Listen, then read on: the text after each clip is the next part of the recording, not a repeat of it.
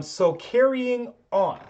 So now when we get to the Schrodinger equation here, okay, um, so I'm kind of shifting gears here. And I'm going to talk about how we solve this thing. So I mentioned already, I just kind of showed you the solution to this thing. These are second order differential equations that have standard solutions. Oops, my Mac controls are going. There we go. Okay. So I'm going to set this up here on how we begin to solve it. And then I'm going to record just a separate, very quick video that's how to solve second order differential equations. So more largely a math lecture. Okay.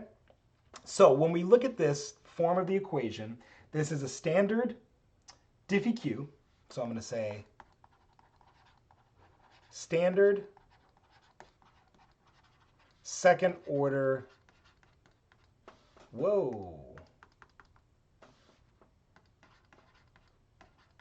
diffie-q. And the form of that is the following, okay? Second derivative of y with respect to x plus some constant times the first derivative with respect to x plus some other constant times y equals some function r of x.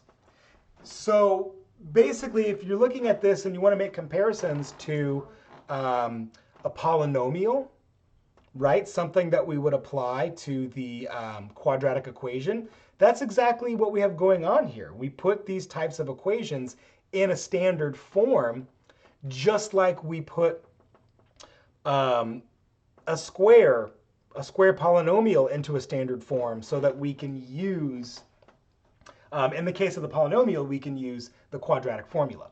In the case of these differential equations, we put these in these standard forms because they also have a standard solution. And so when we put this into what I will call the reduced form, the reduced form sets the right-hand side equal to 0. So plus by equal to 0. Okay? So I'll write reduced form. Okay? And so now there is a procedure to solving something of this form. And I'm gonna record a separate shorter video to go through that and to show you where we get this solution. Okay, or we'll show you how we get the solution. And along with that, I'm going to give you some examples, some practice examples. And I think I'm going to put those practice examples in Canvas with just the answers that if you want to, you can practice using it to make sure you see how this goes. Okay.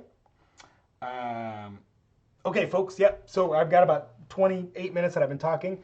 So I'll see you in the next video.